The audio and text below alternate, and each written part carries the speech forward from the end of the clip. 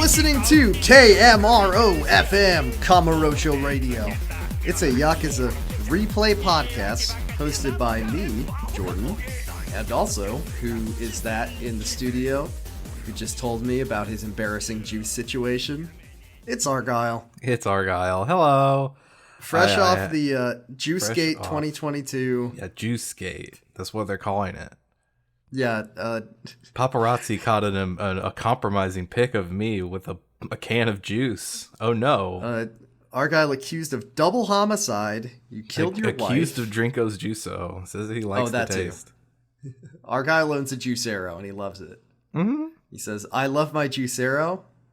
I could just squeeze the bag by hand. It's really hard to get the bags. They don't make them anymore. I gotta make them myself. You have to get, like, proprietary Juicero, like, adaptable bags now, which are actually more expensive, and they are just filled with the juice, is the other thing.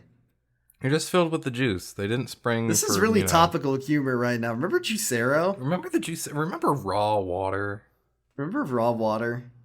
We love raw water. I love raw day. water because that article that everybody read about raw water also had the Juicero guy in it. He was one of the people drinking the raw water. Okay. Speaking, not raw water, but have you ever seen the commercial where it's like, I'm a man, I'm a guy, I love to make my computer code, and I drink the doo-doo, and I drink the water, and it's called mud water. You ever seen mud water? No. Mud water? You never seen mud water? No, is that an Arizona delicacy? No, do you want to wager a guess on how mud water is spelled? MUDD. Okay, and then the water. The water is just as important. Oh, WOTR. Mud water. No, it is MUD/WTR. TM. Mud water. Mud water. And listen, coffee is canceled. We're done with coffee. Coffee's over. Oh, is mud water actually coffee? No, it's not coffee. I don't know what it is. It's brown powder, and it probably gives you diarrhea. Probably. Most things like that do. You can get... I'm on their website right now. Oh, great. You can get... Listen, Yakuza is unimportant, but if you want 90 servings of mud water, it only costs you $100. Only $100 for 90. And they do sell their own proprietary sweetener. Ooh. That comes in a nondescript white pouch that does appear like the food that the Combine give out in Half-Life 2. What is it? Is it just like stevia? It's coconut sugar and lucuma. Sure. All right. Yeah. Anyway, I see this commercial maybe once a day, and it makes me angry every time. And I don't know who drinks mud water. I've literally never heard of this. I've never seen an ad for it. I don't know. Well, I recommend if anyone wants to see the biggest bullshit you've ever seen. Maybe you're getting that targeted to you because you're one of the French press people. You know, I'm not a French press person. You're not? I don't use my French press. I find it incredibly annoying to clean. Oh. No, I'm a V60 user. I don't know what that is. Pour over brew. Well, actually, I'm not a V60 user anymore. Throw my V60 in the trash. I'm only drinking mud water now. Apparently there's mushrooms in it.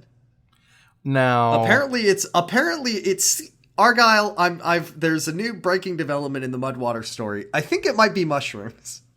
Mushroom. I think water. it's mushroom powder. I think it might be mushroom powder. Ugh. You know, I'm doing a Google.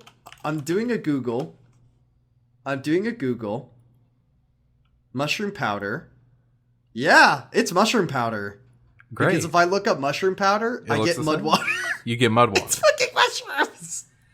So do you just pour the powder into water and like mix it up? Yeah, it's basically like, you know, the good powdered hot cocoa? Yes. What if that was mushrooms and then you drank it in the morning and it gave you diarrhea? Do you drink it hot? That's a very good question. I don't know. I haven't looked very far into this product, if I'm being completely honest with you. It's not a drug thing, though. It's not the drug kind of mushroom. No, it's not a drug. No, it's a mushroom. It's an edible product. The other really funny not that thing, kind of edible. The other really funny thing before we stop talking about Mudwater, this product that I want to make fun of, is that their website claims that it with its 1/7 the caffeine as a cup of coffee, and it won't give you the jitters because it doesn't have any. It doesn't have any. I guess it'll wake you up when you have to run to the bathroom. It's a powdered mushroom product that doesn't have any of the things in it that are that why people drink. Yeah, but you can substitute it for it's mushrooms, and then you put it in water and then you drink it, and then it doesn't make you jittery because it doesn't make you jittery. It doesn't have caffeine in it. It doesn't have any caffeine. It doesn't have the taste of coffee. It doesn't taste like coffee, which by the way, people really love the taste of coffee. I mean, yeah, decaf exists for a reason. One of the reasons people drink coffee is because they love the way it tastes. But what if it didn't taste like coffee and it didn't have any caffeine in it and it had a dumb name and it was more expensive and it was mushrooms? So do any listeners want to buy this for us? So go to mudwater.com, put in promo code Kamurocho Radio. Thank you very much, Mudwater, for your support. I hope we did your product justice. Put in promo code Black Monday and you'll get 15% off your first purchase of 90 servings of Mudwater. It's only that's only $85 for 90 servings. This week we are talking about the final chapter of Yakuza 3, which is chapter 12, I think is the number. Chapter 12, The End of Ambition. The End of Mudwater. And listen, The End of Mudwater. Listen, folks, fuck is Yakuza canon now. Do we want to talk about what video games we've been playing? We've both been playing Final Fantasy. We've both been playing Final Fantasy. That's it. I finished the Realm Reborn patch quest. That's really You finished the Realm Reborn patch quest like 2 weeks ago, and then didn't get to Heaven's Word until you've been power leveling, my guy. I'm on Shadowbringers now. No, I finished the patch quest just like 2 days ago. No, I'm saying you beat a Realm Reborn, the Realm Reborn part of a Realm Reborn, not the patch. I'm just saying. But I did patch quest. Just saying, you were. Listen, as long as you played a Heaven's Word, I was talking to friend of the show, Gigalithic, the other day, and I was saying, people who only play a Realm Reborn and then stop playing are like the same kind of people who skip to part 3 of JoJo, but like the opposite. Like I was thinking yesterday what would be. So I like made a hypothetical for you. What if I just stopped playing Final Fantasy 14 right now, like right when then before the mission where you start Heaven's Word. But I thought of an even funnier alternative. What if I finished ARR, including the patch quests, and then I bought a story skip to get to Endwalker? Oh my god! Fuck you! That is way worse. You're right.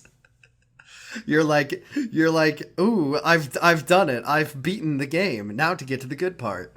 Yes. Man, those story skippers make no sense to me. Like, why would you do that? Anyway. Look, I just want to get to Endwalker. It's the end of the story. I hear it's the best content. All the rest of it is filler. It's like all that. Also, by the way, it's like the One Piece anime. I don't need all that. I believe the story skip pass does not give you. I can't remember if it levels up your job, because you can pay to boost a job up to level 90 also.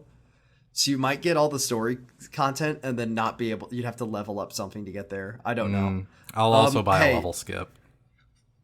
And then you'll buy a level skip. You'll look at your hotbar that has. Yeah, you'll look at your hotbar that you have 30 spells and you don't know what any of them do, and you'll say, ready for savage content.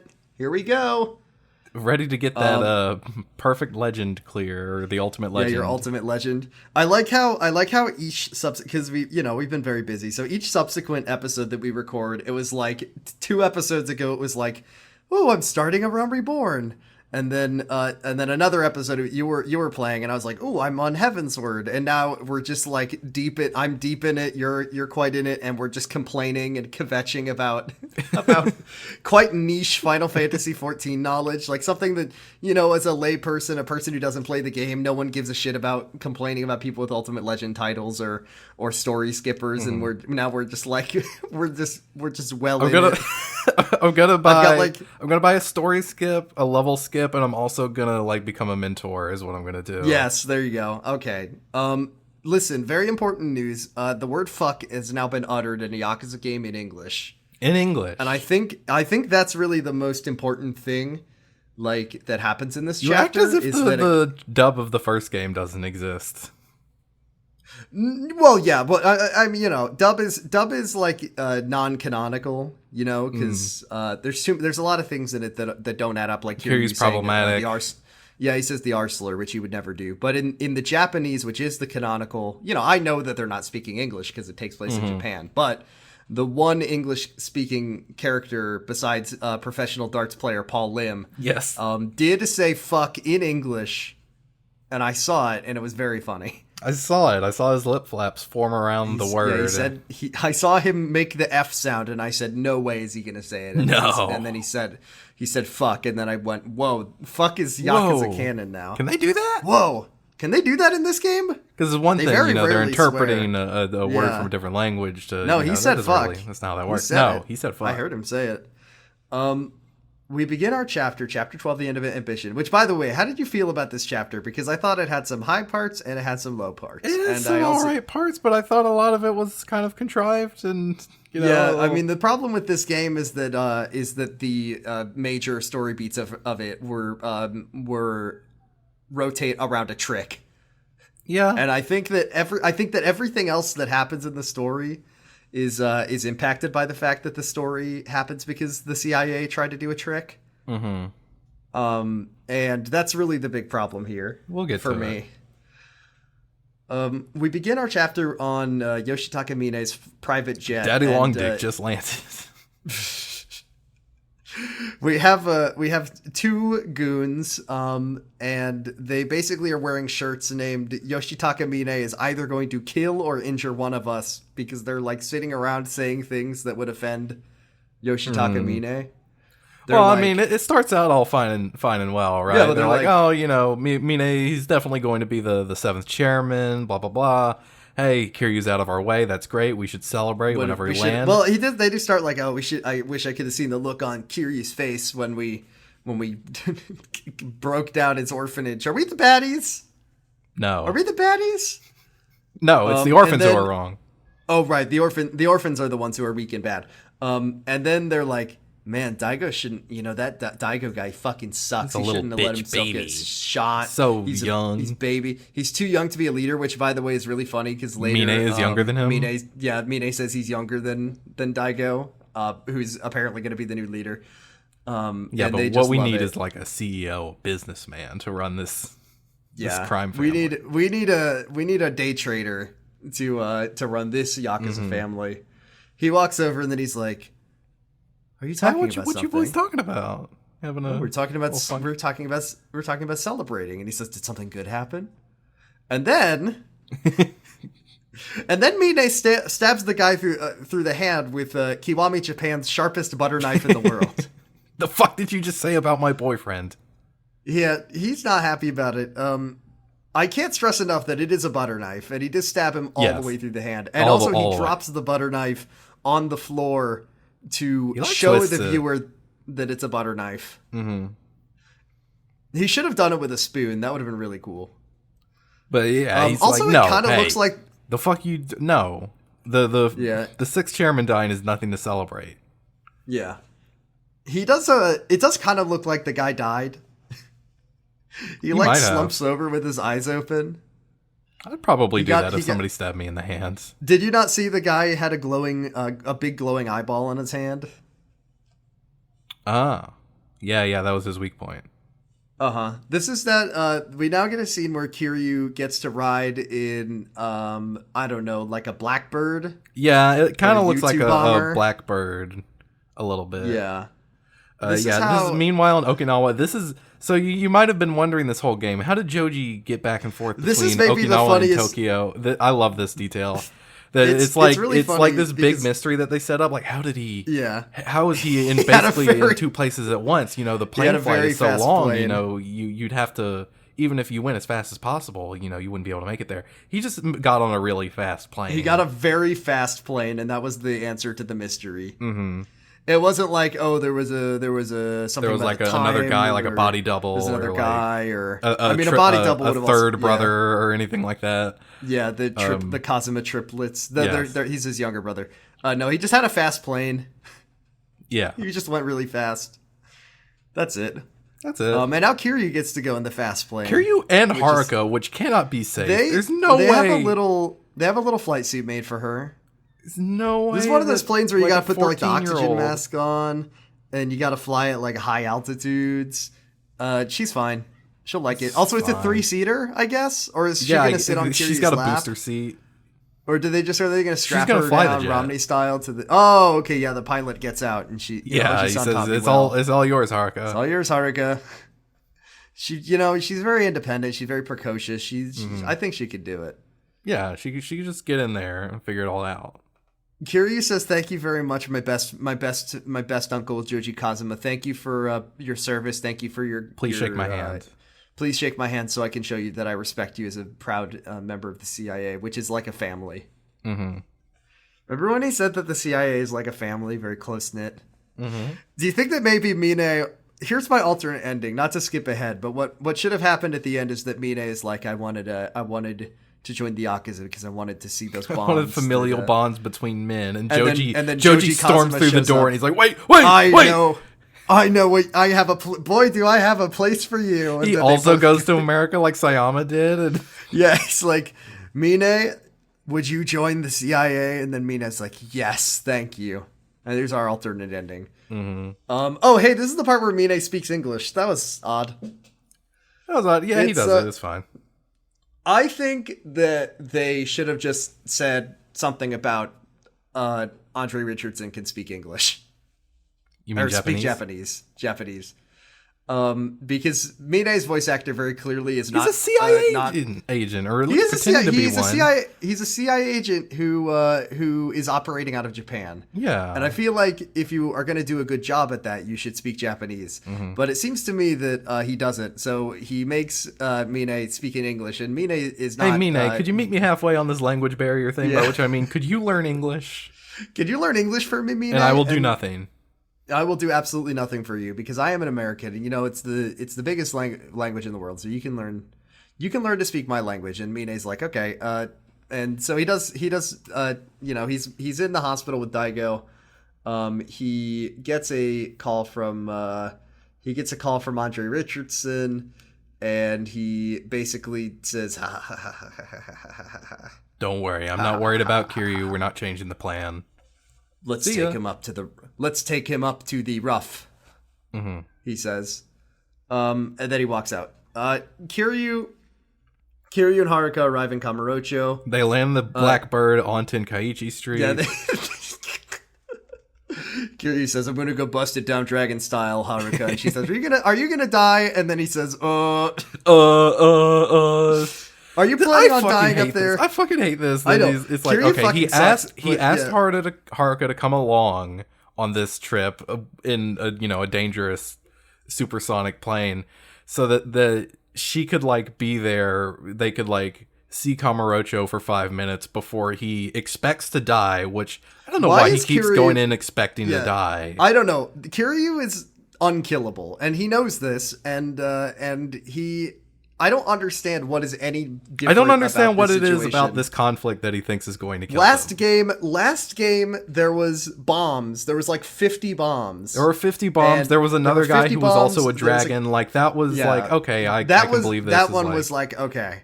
I think Kiryu and also is like that was fully- a game where a lot of his inner turmoil was about like him losing, every single person he loved in his life. Yeah, and, like, he all felt that. like he had nothing to live for, and like he was kind of dead inside. And Yeah, and like this is a whole game about kind of where he's kind of on the other side of that, where he has 9 things to live for at this point. Things Argyle doesn't think children are people. I don't. You heard it here, folks.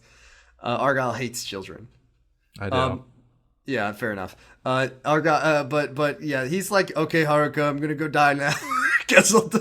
Let's go. Let me take you to your favorite bar. Yeah, do you want to go to Club Sego one last time? I've only got time for like one thing. Can you? Yeah, he does. You can hang out with Haruka if you want. Kiryu, but canonically, Kiryu just drops her off at the bar. He just drops her off at Serena. I'm taking my daughter to the bar so I could go die in a hospital. Yeah, do you want to see my dead friend's bar one last time before I die? Do you think maybe you and somebody else is Ojisan running can have it a now? drink together? Date's there. Remember him? Remember Date? Someone is running it that is almost indistinguishable from the other lady, except she's just say that about she doesn't have a Reina. name. Sorry. Reina, you play Yakuza 0 and you get to know Reina, but Reina was not a character in Yakuza 1. You meet a guy who's from a friendly guy from the CIA. A guy named Rick Langley. Rick Langley? Extremely funny name for a CIA agent. Hi, I'm Senator John Washington, D.C. Yeah, I'm John Guantanamobay. Hi, I'm CIA agent John Guantanamobay, and you can use my jet anytime. My name is David Blacksight, and I'm here to help you, Kiryu. Listen, Kiryu, you can use my jet whenever you want. You can fly between here and Okinawa all day long if you want, Kiryu. You're my best boy. Don't yeah, the CIA, don't worry, it's on their tab. You know how the US Army is like one of the top polluters in the entire world? This is why. It's because Kiryu just can't stop flying back and forth in his big cool jet that he loves. And I'm just wow, again. It's so fast. This is so cool. Whoa! It's like a roller coaster.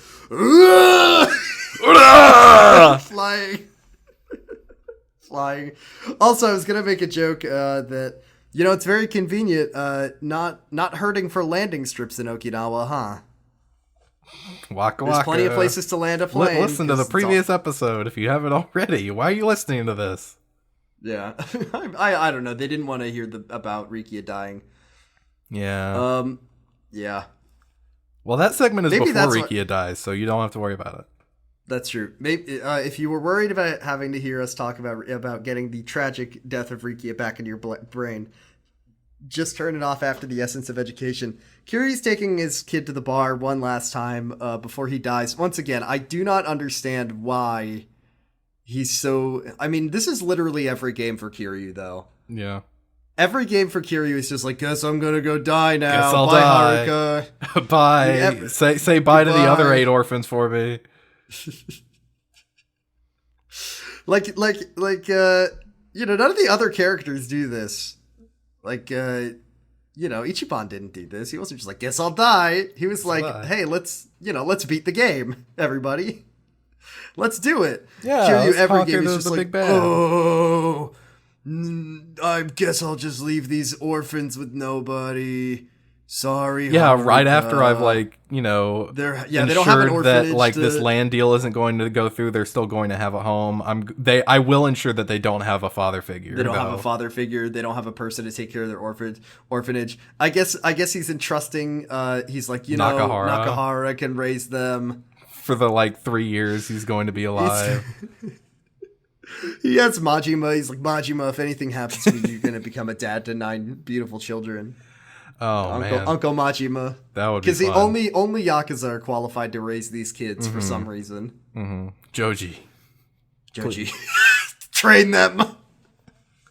Make them child soldiers. It's just Joji Kazuma Fulton extracting 9... yeah, he's 9 bringing children. them all to the United States. He's taking them to Mother Base. And they're all going to be cool child soldiers. And how can it go wrong? Woo! Date's here. Yeah, Date's here. We our favorite character.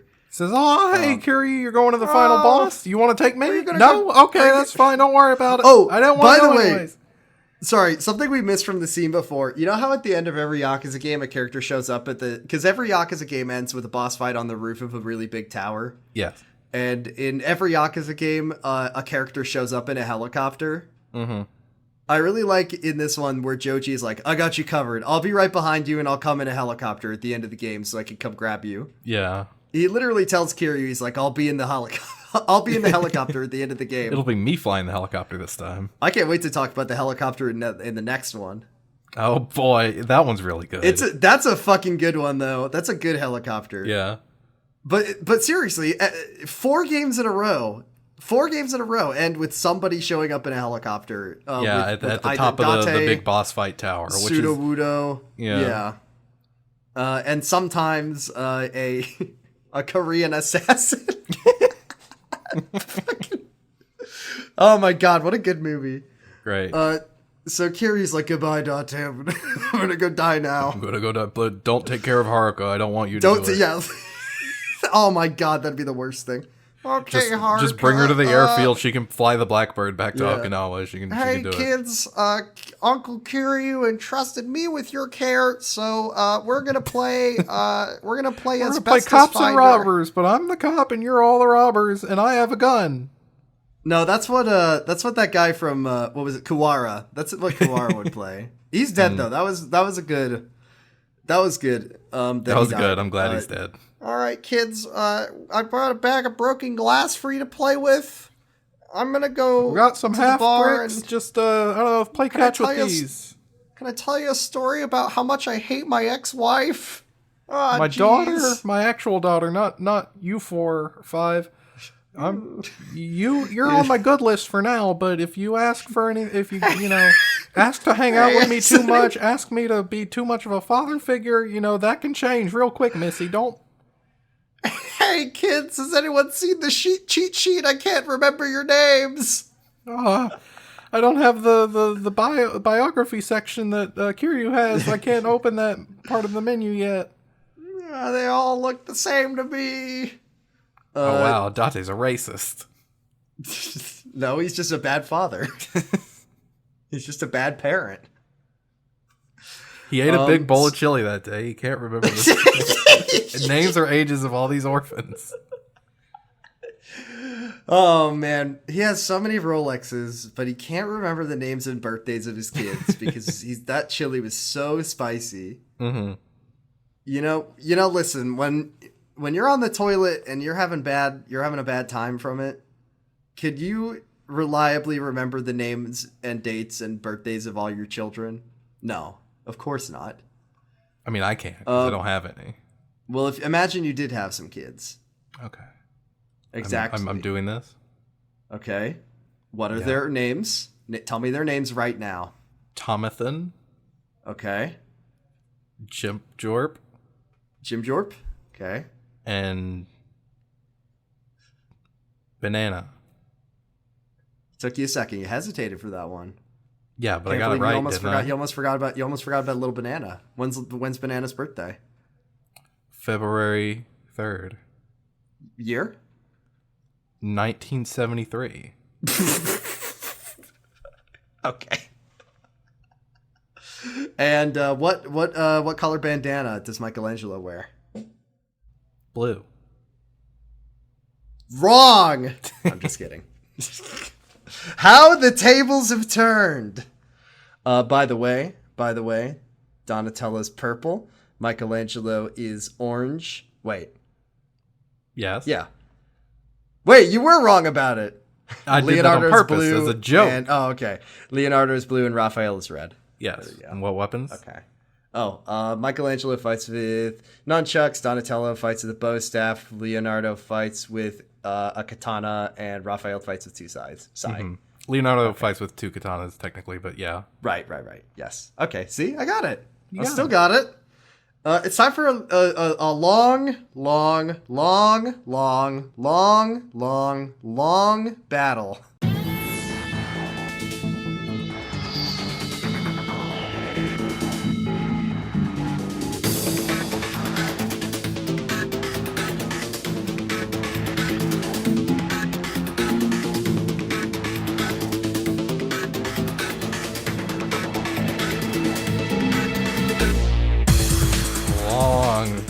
This is a long. Oh well, yeah, this is a long battle. Well, before we do battle. that, we gotta get in the taxi, go to Toto Hospital, and we get a phone call from Joji, and he's like, "Oh, hey, don't worry, Kiryu, the CIA is with you the whole way, except for one team that I couldn't get in contact with." We got guys in the building.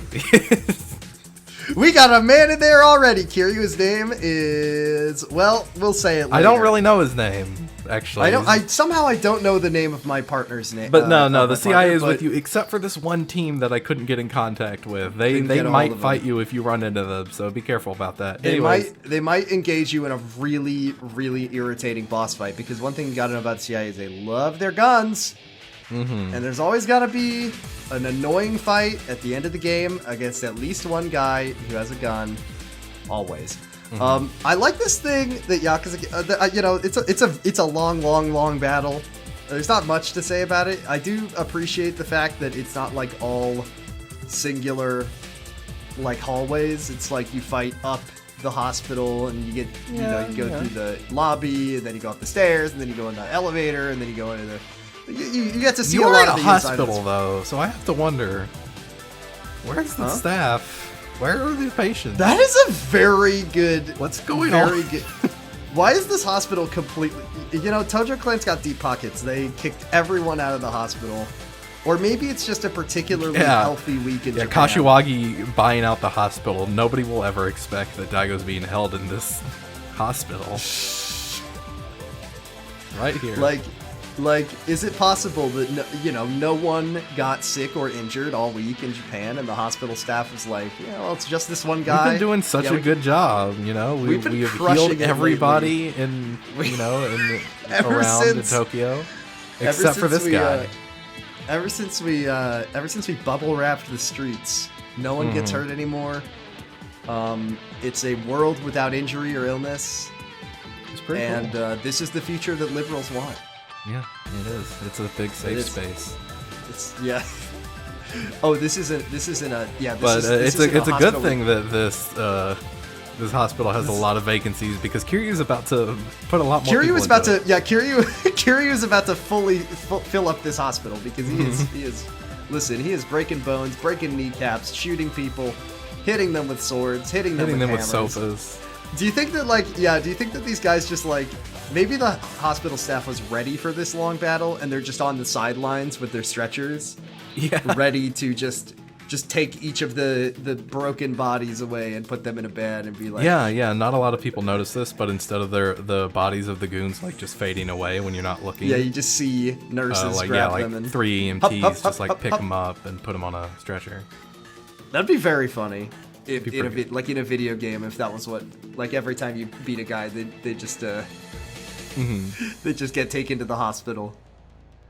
You gotta go fight a lieutenant, go up the stairs, fight a bunch of guys. Yeah, because it's he knows where Daigo is, so you have to fight a bunch of guys to get there. I know where Daigo is. He's up on the roof. Kiryu could just ask me. But you're not in the game. That's the problem. Sadly. We're really dragging that guy for his accent, whatever that accent is. It'll get his ass. He says rough. Fuck. This MS said rough.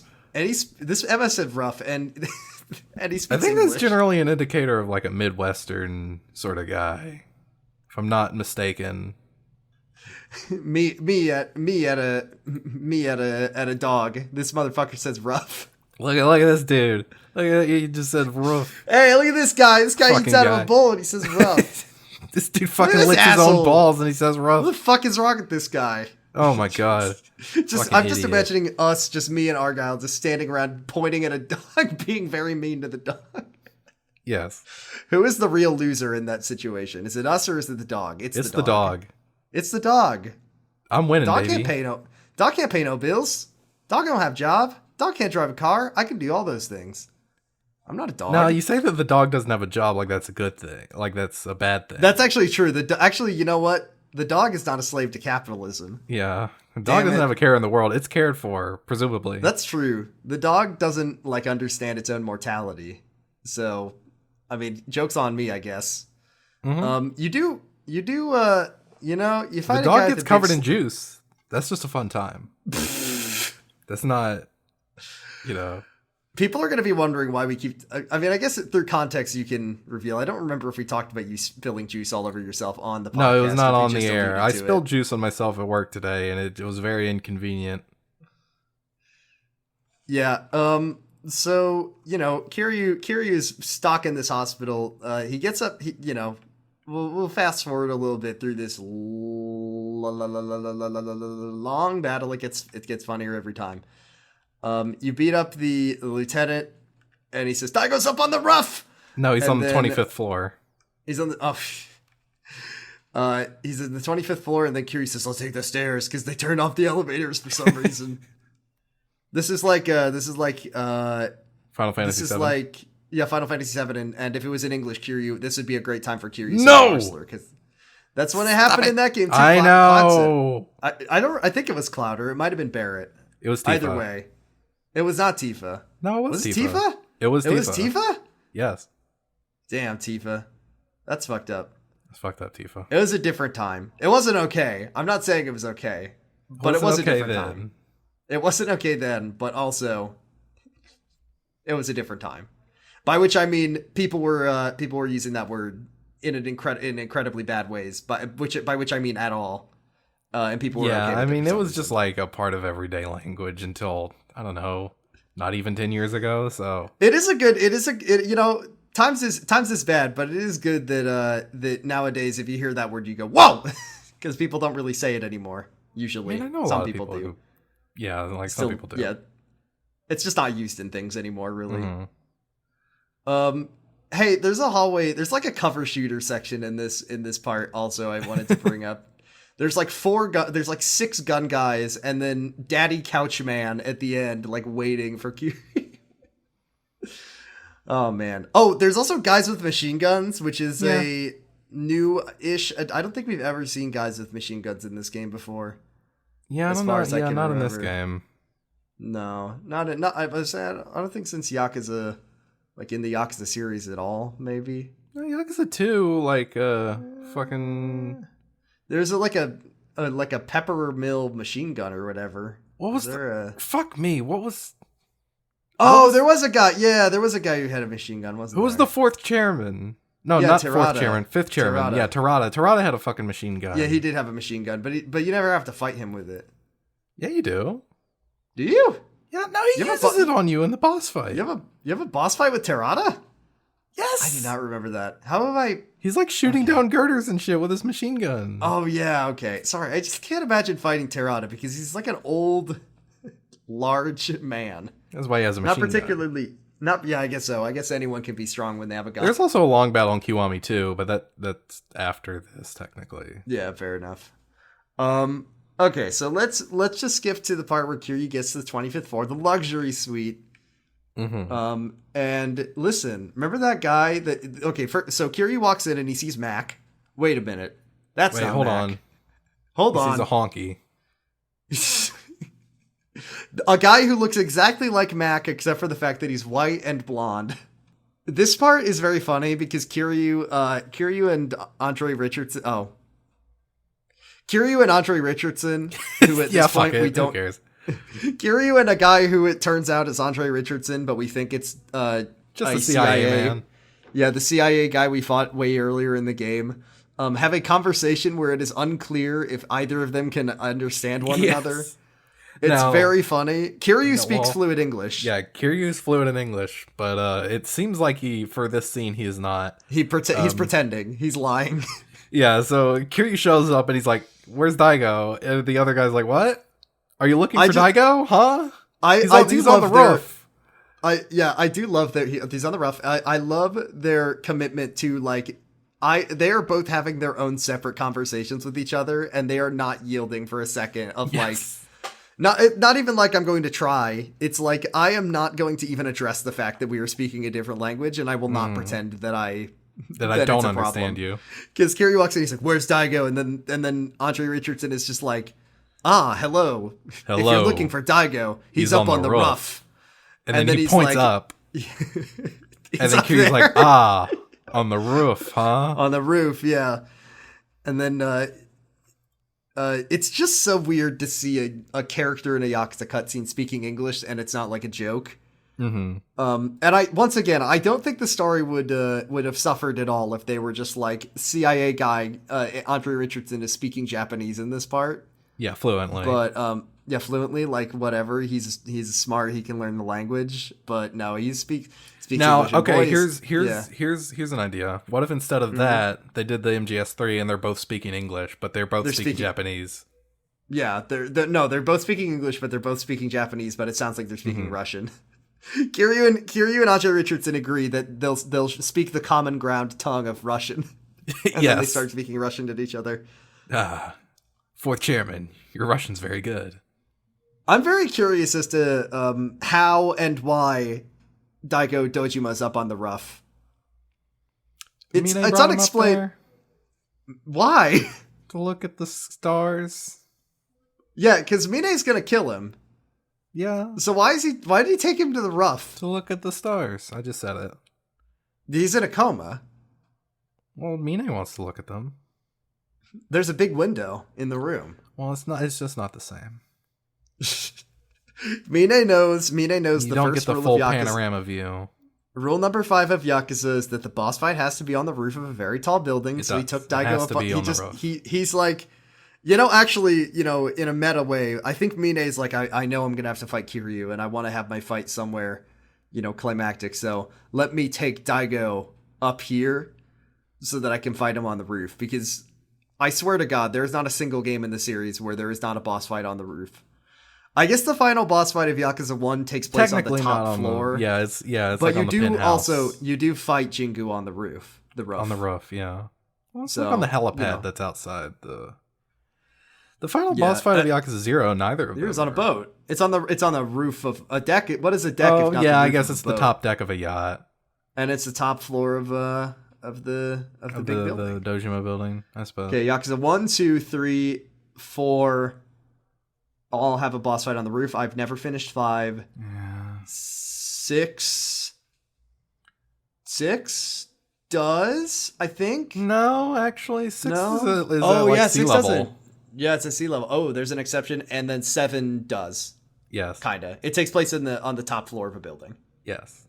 Yes. There you go. Cool. And Judgments does not take place on the roof. It does not. No, yeah, that's like on like a third floor maybe. So all games 1 through 4 take place on the top floor of a building, at least, and maybe 5, but I haven't done it.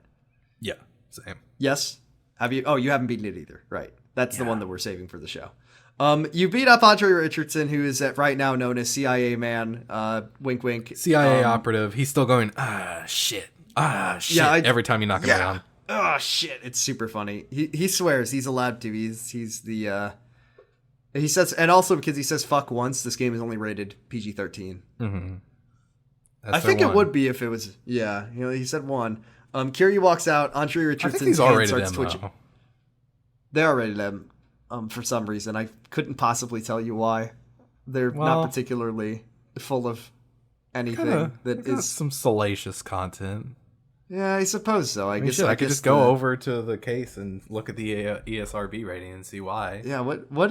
Here. What is this game rated M for? It's not very violent. You can go to the ESRB website and see the exact reason. It's not very violent. They don't swear that much. Just a second. You can drink and smoke cigarettes. Or Kiryu smokes cigarettes. They don't do crime. There's no crime in these games. You're kind of fighting crime.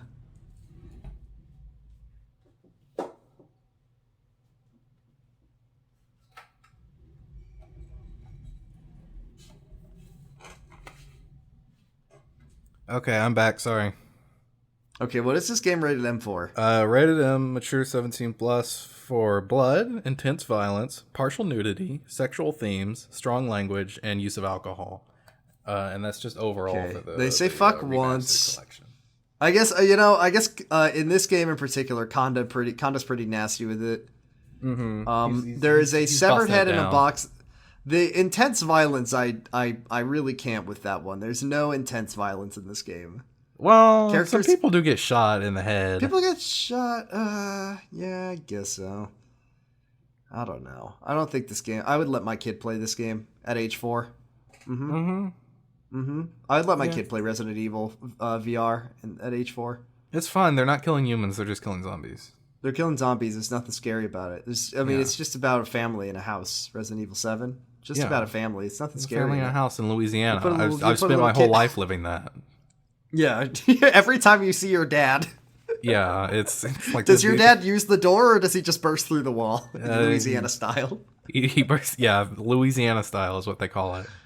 Yeah. It wouldn't be a Yakuza game if you didn't have to fight 3 special agents in a room, all who have guns. So you do that, and it sucks.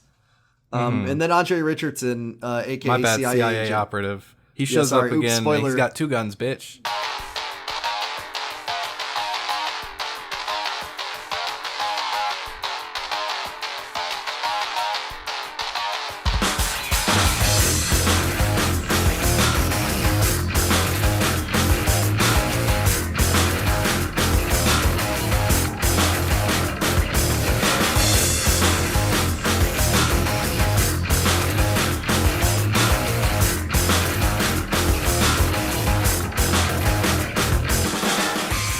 He has 3 guns. Because he's got a shotgun. Yes.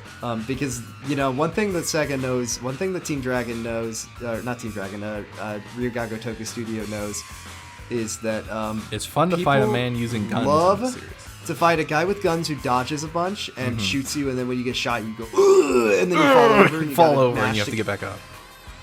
Yeah, people love that kind of fight. And also, every boss in this game, they just heavily block and dodge, and it's very hard to even get a So you throw every potted plant in the room at his head, and at this point in the game, I'm wondering, is this the Matrix's fault? Is that why he's doing this? Is that why? It might be the Matrix's fault.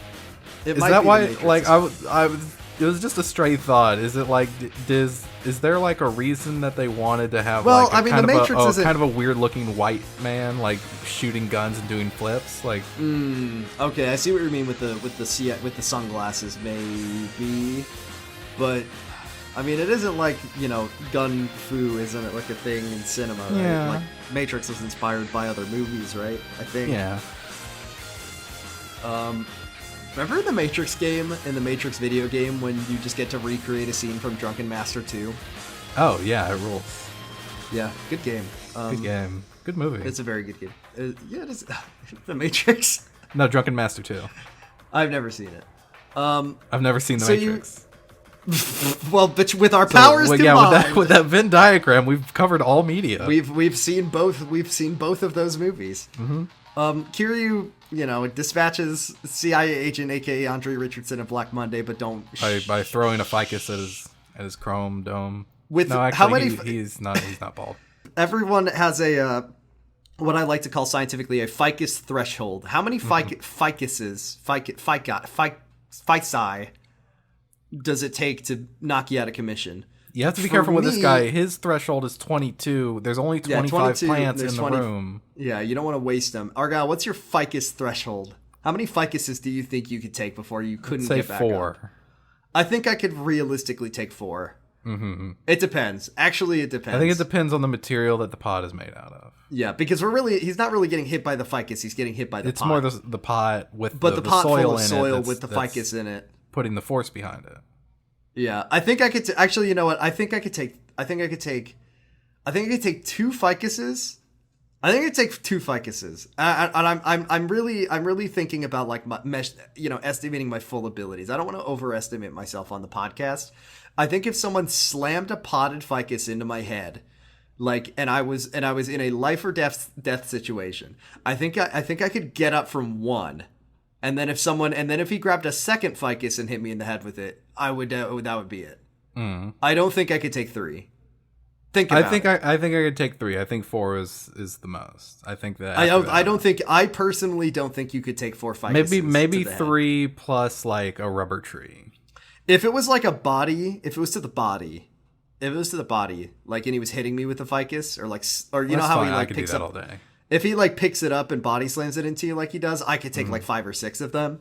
But to the head, to the cranium, no way. 2 ficuses and it's over. If he does that one where he tosses the potted plant into the air for me to like get distracted by it, and then does an uppercut, he uppercuts me into the plant. That's one. Yeah, that's one. I'm out. Kiryu's uppercut can kill anything. I do like this part where you have to fight. You go into an elevator and have to fight two guys. Yeah. Very novel in a closed space. Yeah, because it's like you get in the elevator and it's like, well, why isn't this like going into a cutscene or anything? And then guys drop out of the roof of the elevator. The roof, yeah. Where are they coming from, by the way? Are they all waiting their turn in the hatch, or are they opening up the door? How many floors does this hospital have? It's a very tall hospital. I'm looking at the elevator panel on my. I could theoretically pause and tell you how many floors Toto Hospital has, but I will not. Because I have better things to do than count the elevator buttons in this video game. Yeah, you fight a bunch of guys. I think there was more than two. Like you beat up the first. No, yeah, they keep dropping in as you go. Mm-hmm. They should have been wearing their stealth camo. They forgot to get that. Yeah, that's true. Also, Miles Edgeworth's dad is in here. Oh yeah, he's in there, and the power goes out. Yeah. You get to the rough, and Mine's there, and Daigo's there, and he's in a coma, and I don't really understand why he's here. And he's not hooked up to anything either, so I don't know how he's like breathing. There should be like one of the Hakuho. I think there's an oxygen tank. There's an oxygen tank, but I mean, isn't he on like a respirator? Is he breathing on? I don't know how it works. What if there's like one Hakuho guy under the stretcher, and he's just pumping the pumps for Daigo. Yeah. Yeah. No. I mean, I think Mine really did bring Daigo up here to lure Kiryu in for a climactic boss fight, because he's literally like, I knew you would come. And this is where Mine explains his damage. He explains that he's self-inflicted, owning and trolling himself every day. Because much like Kiryu, he was an orphan.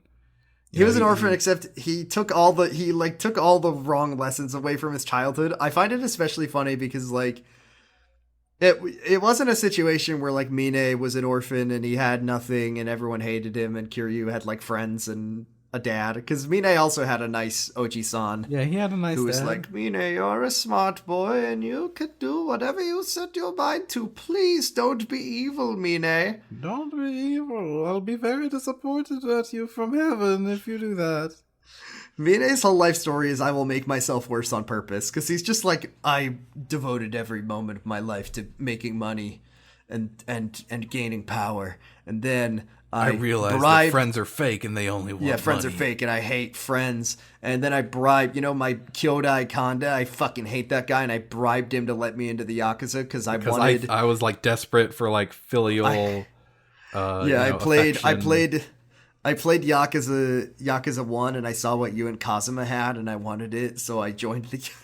Mm-hmm. I think we've seen a lot. The thing about this game, this series that is good, and I like it, is that it's not really about being a Yakuza, because the character is not a Yakuza and never is. You never do Yakuza activities, but it is an exploration on what it means to be a Yakuza and why people choose that life, right? Yeah. And that's a good thing. What it means to be a family, and that goes into the Yakuza thing. Do you join the Yakuza for the family? Do you join the Yakuza like for the strength, for the money, for the power? Do you join it because you want to live outside live by your own terms in life? Mine joined the Yakuza because he wanted a dad. Bad. Yeah, he wanted a dad and or a boyfriend. He wanted a boyfriend. Well, he didn't know that he was going to get a boyfriend out of it. Yeah. But he joined because he watched Yakuza Sunset 2, and he saw the scene where you greet the patriarch, and he said, I could have a family. He spent his whole life pushing people away, only caring about money, being like terrible and using people, and then he joins the Yakuza because he's like, I'm all alone, nobody care me. So I'll join the Yakuza and I'll push everyone away and be mean to them. But I met Daigo and he was my boyfriend. He does say, look, this is the only person I've ever loved. Like, this is the man I love. Yeah. He already says, I think if Audrey were here, she would say something like, I feel like there's something, I've heard something about like, there's something he says in the Japanese. wordage he uses in Japanese is much less ambiguous than it is in maybe the dub translation made it, but. romantically in love with Daigo. Yes. Like it is, he uses terms that are much more romantic in connotation. I love this because he's like, I love Daigo, and Kiryu, have you ever loved another man? And Kiryu's like, well, it's complicated. It's complicated. And he's like, Daigo he's like only a little bit older than me, but he was so much more mature, and he is charismatic, and he was a leader. And I love Daigo, and the reason that I'm doing this is because he got shot, and he's still alive. He's still alive, but I am going to kill him. I am going to kill him because like this is no real life. Staying in this hospital bed. Kiryu's like, Daigo. If I was Kiryu, like he's gonna get better. He'll probably be fine. I mean, like he has been in a coma for, I don't know. It's only been like a couple weeks. He'll get up. It hasn't been that long. He'll get up. If you give it if you give it like 5 minutes, he's gonna get up. He'll be fine. I think it's only been a few days. Like it really has not been. Yeah, no, it has not been. If it was like, oh, Daigo's been in a coma for like 3 years, it's like, okay, I exactly. can see this. Like, that's the thing that bugs me. It's like he got very badly wounded, and he's in a hospital, and he's in critical condition, and he's gonna need some time to recover. And Mine's like, I'm gonna kill him because I can't stand to see him like this. His beauty Dude, just tarnished. wait. He'll get up. He's fine. He's fine. You've betrayed me, Daigo. He's fine. He's just got hurt. He got shot.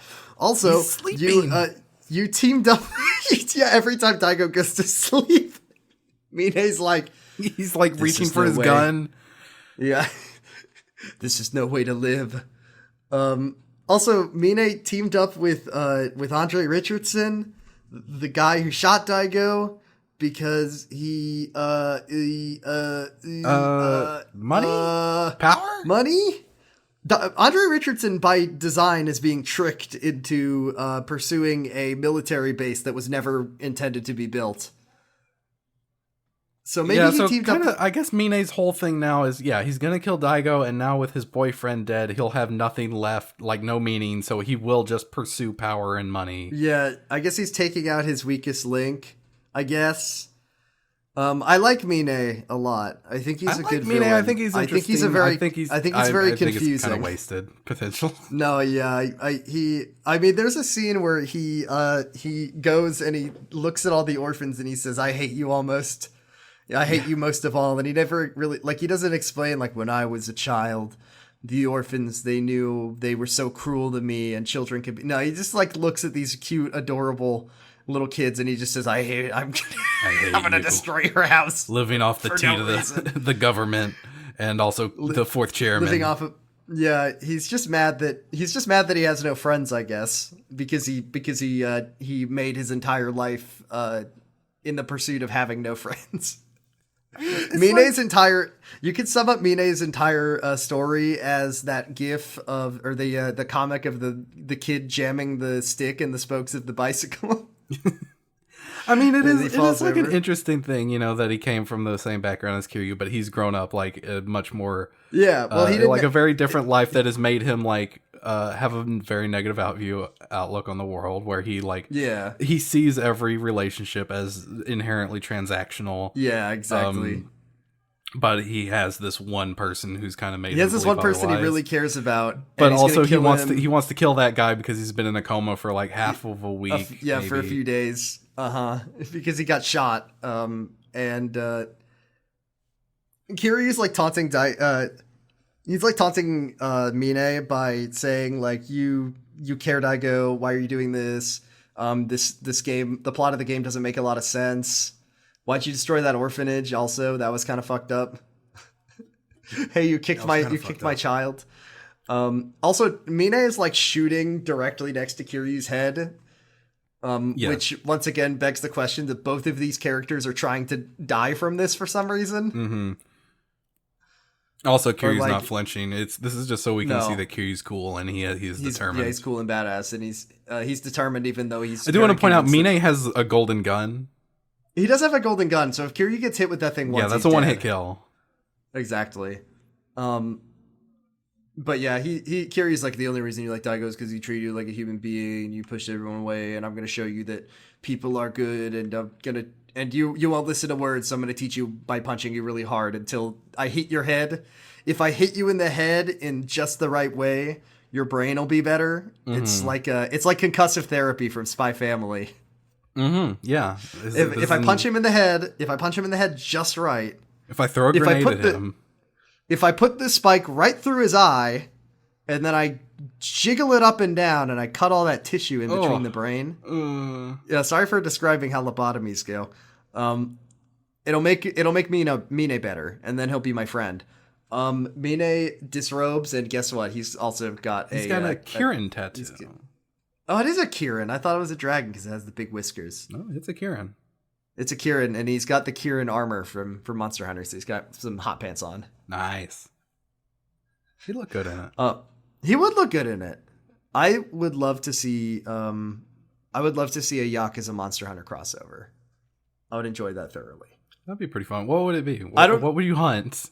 That's actually a very good question. That's the problem. You would hunt. Kuze. Oh, you know what? It's Yakuza 7. You would hunt a big digger. Oh yeah, an excavator. Yeah, a big excavator being piloted by a chimpanzee. Mm-hmm. There we go. There you go.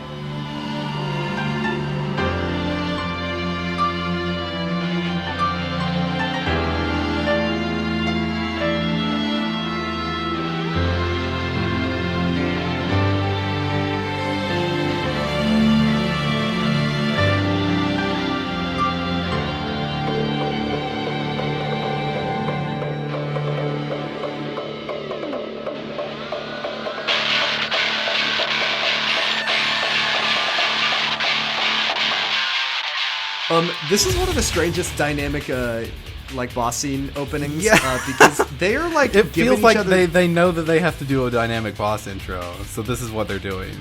They rip their shirts off. They like flying knees at each other, and it feels to me that what should happen next, because the shot is cool. It's like them in the air. They're it's a cool shot, but it doesn't make any sense before or after. They are crossing knees in the air, and all I can think of that's going to happen next is that they're going to collide, and then they're going to Peter Griffin,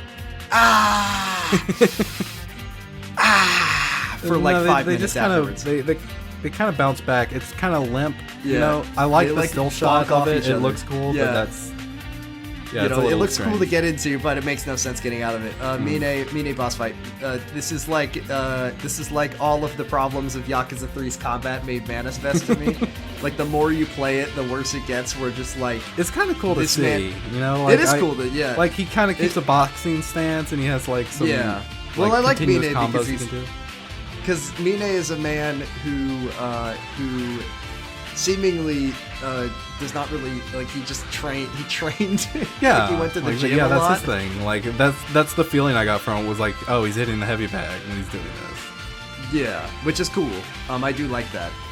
But also, it's the Yakuza 3 combat, and that's a problem. Yeah.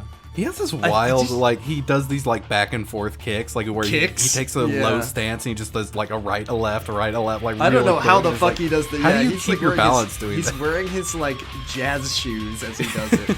I was thinking this entire fight that I think Kiryu should be able to pick up Daigo's stretcher and use it as a weapon. Because Daigo is in the background. You can, he's in the back. He's in the background. He's right there. Yeah, he's not in the background. He's in the foreground. You can just... Yeah. You just go right up to that boy. Yeah, you can just spin the entire fight with your kicks, just whiffing right above his head. Mine and Kiryu on either side of Daigo's bed, just punching over punching each other in the forehead. Speaking of punches in the forehead, there is a QTE where Kiryu just blocks a bunch of punches and then blocks one with his forehead before. The way it's cut, it just looks like he's gonna do a cross counter, but instead he goes for a block with the forehead, and it hurts. Hurts Mine's hand, which by the way is a consistent trait of Kiryu's, that he's got a fucking iron skull that he cannot. He's not worried about brain damage. He doesn't really have one. He's kind of no thoughts about life. He's got the world. He's got an abnormally thick skull. He's got a very thick skull. It reminds me of that very good scene in was it in Yakuza 0 where Kiryu and Shibusawa are just hitting each other like that's the dynamic boss intro for that one. The dynamic boss intro for Ryuji and Kiryu at the end of Yakuza 2 is they also do a headbutt at each other. They love, headbutts are a thing because it's like showing a headbutt really hurts both people involved. Mm-hmm. So it's kind of showing your resolve as a fighter. Yeah. Like, I don't give a shit. I'm going to hit you so hard. With this naturally your thick heads are both meeting, each other, then it's like we're testing we're testing our resolves. Yeah. Hitting someone with your head, a head is very hard and heavy, but also it's where your brain is and it hurts. Yeah, so, we're pitting our ideals against each other. Yeah, this is more of a debate than a fight. Mm-hmm. Where do you work out at the library? That's Yakuza for you. A fight is when two opposing viewpoints collide, and sometimes that viewpoint is my head harder and stronger than your head. Let's test it by conking them together. Mm-hmm. Do you have anything else to say about the Mine fight? He does like the Dio pose at one point, and he starts healing. Like he really leans back on like his toes and spreads his arms out. I'll tell you what I do like about this fight, which is how it ends, where Kiryu just like punches him. Mine like is like unsteady on his feet, and he goes to throw a punch at Kiryu, and it just like kind of wraps around his neck. Like he just kind of limply like kind of half hugs him, and then just slips off, and then falls to the ground. It's good. It is good. I like that a lot. And then my favorite part of this chapter is here. This part is great because Mine is on the ground. He's okay. Before that, I do want to point out they are actually both kind of beat to shit. Like they're not yeah, they are. They're hurt. Yeah, they're both bleeding a lot. Yeah. But Mine is on the ground and Kiryu's like unsteady on his feet, or he's like not. He's up. He's not down. Yeah. Mine gets a call. He flops over on the ground and he's like, he's like, oh, I lost. Yeah, he gets a call on his phone. He pulls out the phone and it's his secretary, Katase, who is in the game. And, we've seen her throughout the whole game and she's been like kind of his presence. And she like hears that he's like out of breath and he's like, and she's like, Chairman, are you all right? He goes, I'm fine. And then she's like, oh, good. I've been so worried. And then Mine's like, he like smiles and he says, oh, Katase, like, it's nice to know that you're the only person in the world who, and before he can finish that, she's like, I gotta know the stock offer is about to go through and they're making an offer and I need to know what to do. And you're not here. So they want to meet with you. And then he just puts his phone down. Like, he's just like, oh my God. The Seinfeld theme plays. Yeah. Once again, boss. I was just coming to reaffirm your negative worldview. Yeah, Mine is Mine's a guy who he's having a really shitty time right now, but it's only because he did this to himself and he pushed everyone away from him for his whole life and pursued money, and now he's very sad about it and realizing how much he fucked up, and he goes, "Oh God damn it." Well, he does though. He says like, well, no, he's reflecting on it. Yeah, I finally feel at peace, kind of. Yeah, Kiryu punched him in the head hard enough that it changed his mind. Yeah, that's his superpower. That's concussive therapy, baby. That is concussive therapy. Before, as he's having a revelation about how he before feels we can finish this therapy session. Well, Mine is like, oh, I feel at peace and whatever. Is this how it feels to die? And then Kiryu's like, no, you're fine. You're a bit beat up. It's fine. You can start over. You can get up and. Daigo will get up in a few minutes, and then we could like go back to doing. We'll all go get ice cream. We'll go to the gelateria, and we can go to Club Sega with Haruka. I don't really understand why I was so convinced that this encounter was going to kill me. In retrospect, it makes no sense. Yeah. He helps Mine to his feet. That's nice. I like that. And then unfortunately, bad news. Andre Richardson is here. By which I mean, Andre Richardson and all of it. Yeah, Andre Richardson of the CIA, of Black Monday. And there's like 5 guys, and they're all wearing suits. But not Rick Langley. Not Rick Langley. He's one of the good ones. Yeah, he's one of the good ones. He's a good CIA agent. Mm-hmm. So Andre Richardson is here, and I just need to lay out the stakes of what is happening right now. Because Andre Richardson is the leader of Black Monday. And Black Monday was after a missile defense system that was going to be implemented when the military base thing was signed into law and the base is built. Yes? Yes. We learn from the one good politician, Pete Buttigieg, yes, that the entire military base, like Okinawa whatever bill, was a fake thing to draw out Black Monday in conjunction with Joji Kazuma, who was working for the CIA. His partner was Andre Richardson, leader of Black Monday, which to me means that Andre Richardson knows that the entire time that this whole thing was a trap and was fake. And there was never going to be a military base, and they weren't going to ever build it because they were just trying to lure Black Monday out. So my question... I think... Okay. So, I mean, Joji still went about this. He still had to acquire the land. He still had to, like, keep this military deal kind of going through. I mean, presumably also, Andre Richardson just didn't know the true nature of behind those plans to get the land. And I suppose so, but the problem is that nobody involved in the military base deal had any intention of building the military base. Like, well, I mean, it was still going into Parliament, you know, like it was. No, but like the people behind it were like, no, it's not going to happen. We're not going to let it happen. Like, they wanted to make it look as convincing as possible. Yeah, but he didn't know that. Yeah, but what I'm saying is that now that he knows, Andre Richardson, he comes out and he looks at Mine and he says, like, I don't need you anymore. I will kill you and I will find someone else to make the deal go through. So, like, I guess once again, because it's still a matter of import. It's still something that everybody in. No, I know, but what I'm saying is that he doesn't know that he's being tricked. Yeah, I guess I don't know. Does he know?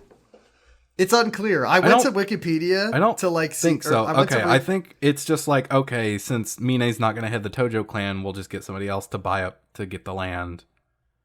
Because they have the land deed from Nakahara? No, they did take it. I don't think so. They took it, but then we never see Kiryu get it back. Did Joji give it back?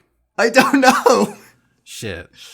Like, this is what I'm saying, is this whole plot is based on a fake trick, and that ruins everything. It makes the whole story make no sense, because it's like, what does Andre Richardson know? What does he think's happening? Does he know that the deal was fake? Is he gonna like lobby the government to build the military base now? Because the people behind the military base never intended to build it. That was never their intention. They were just pretending. So now he's here on the rough, and he's killing Mine so that he can somehow get this military base built so he can steal this missile defense technology that may or may not even actually exist. Like, he's the worst villain in the whole world. He's so terrible. I can't fathom how this happened. And he's kept this a secret for like 2 decades now. Yeah. Also, yeah, and he's in the fucking CIA. So how does he not know? Because he was in on the plan. He was only the CIA keeping the military base plan from himself? It doesn't make any sense that he doesn't know about that part of the plan. Yeah, because I guess it does. Like, it's Joji is like, I guess, the only person who knows that part. The reason that the CIA was getting involved was because they were trying to catch Black Monday. That was why they were there. What does everybody else? All the other CIA agents? I have to assume that they know they were after Black Monday. Yeah, so why doesn't Andre? Why doesn't Andre know that? Yeah, are they? It only makes sense if they already knew that he was Andre Richardson. Yeah, but they didn't know he was Andre Richardson. And if they did, then none of this would have happened, because they could have just like tortured it out of him. Anyway, Daigo shoots all of the. Daigo wakes up, and once again, Mine had waited a few minutes. None of this would have happened. But Daigo wakes up and he starts blasting and he shoots all of the guys. Mm-hmm. Andre Richardson gets really fucked up, and then he starts shooting. He's gonna start shooting at like everybody, and then Mine says, "I know, I'll kill myself," and then he runs at him. what's his name? Why can't I think of his name? Help, Ryuji style, where he's just like, I'm gonna run at him and get shot a bunch. He doesn't even get shot that much. He gets shot twice. No, he gets shot like twice, exactly. But in this game series, for a man like Mine, in very non-lethal areas. Yeah, he gets shot in like the shoulder and like the side. But what I'm saying here is that for once in the game, for once in the series, what he does, he grabs Andre, and he pulls him to the edge of the roof. And he's like, and it's very funny because this whole scene, Mine's like giving this bidding doing a dramatic farewell speech, like lower in the mix. Let me go. Hey. Oh, jeez. Let me go. Let me go. Oh, man. When I believe when he gets shot, Andre Richardson does say, fuck. Yes. Or I don't remember. Anyway. What I was going to say, a momentous moment is that, sometimes in the series, characters make sacrifices, usually one per game. Nishiki blows himself up. Ryuji, like, runs at, whoever shot him. I can't remember. It's been was it Terada? Takashima. No, it was Takashima. But in this one case, it's very clear that Mine does not need to be doing the thing that he is about to do, which is like throw himself and Richardson off the building, which I think makes the scene a little better and more impactful because it's basically just like, oh, Mine's going to kill himself because his like whole life has crumbled before him and he like realizes that he fucked up real bad. Yeah. So he's doing like this one thing for Daigo that he didn't really need to do. And it really affects Kiryu and Daigo to see him do this because it's really messed up.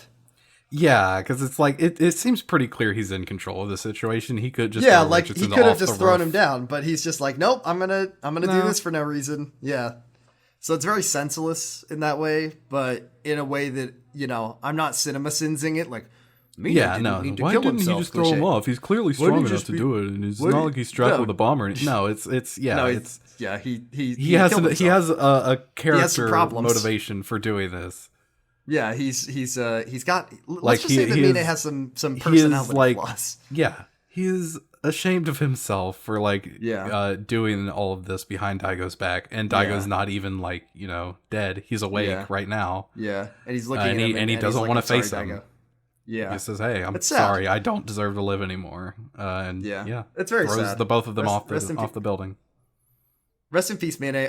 You're a very bad person. I'm sorry that you died. You did just demolish an orphanage, which is like, if you were gonna come up with evil, if they were gonna bring back any character, I would love for them to bring back Mine. Like if they had brought him back in a future game. Well, how do they bring back any other fucking character? Parachute!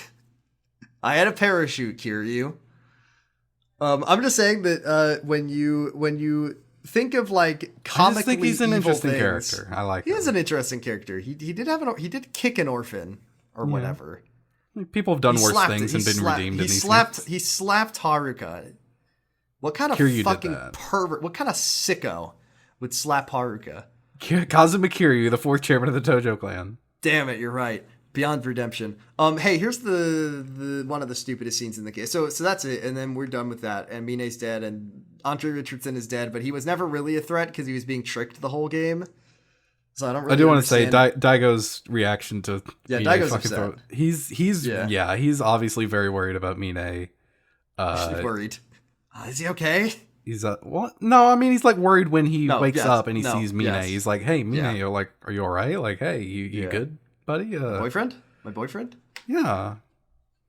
Like he sees Kiryu and he's a little bit worried, but it's Kiryu. But then he sees that he's really worried. He wakes up, he sees that he's on a roof. He says, "Oh my god, is this the final boss fight happen? Fuck." Anyway, all's well that ends well. Kiryu's talking to. It is a good scene. That last once you beat Mine, then the scene is good for the most part. Andre Richardson says fuck. He does. His role in the game is insane, but the stuff with Mine and Daigo and Kiryu is good. Yes, that's all good. Kiryu is talking to Yuya and Kozuki, his best friends. He's saying, "We'll come by from time to time. I'm going back to Okinawa." Haruka's right over there so she can watch the thing that's about to happen. which is Hamazaki. Remember him? Yeah. Guy comes up behind Kiryu and he says, hey, Kiryu, and it's Hamazaki, and he's like, hey, my life has like really gone to shit. Yeah, he's like wearing like a dirty suit. He's wearing a bucket hat, as the homeless people in Kamurocho do. Yeah, I don't fully understand like what, because Hamazaki kind of disappears off screen. Well, yeah, he's like on the lam, like basically like. Well, Kiryu what didn't beat him up, but like all of his guys were killed. No, you didn't beat him up. You never fight Hamazaki. Yeah, I'm saying you didn't beat him up, but like you. Oh yeah, you took him out of the scene because like the Snake Flower Triad are no longer involved. Like Lau Ka-long is dead, so his funding base has dried up. All of his men are dead. He had all of his dozen guys. So yeah, he's just falling apart. His life is in shambles. But Kiryu, being Kiryu, is like, don't worry. Yeah. You still have a chance. You can just pull your life together and, redeem yourself. I know this guy. If you wait one game, there's a guy who will give you a lot of money for no collateral. Mm-hmm. And he'll turn your life around. Here, put it there, pal. And then Hamazaki stabs him real bad in the stomach. And he says, having morals, having beliefs, fuck that. No, fuck you that. I'm gonna stab.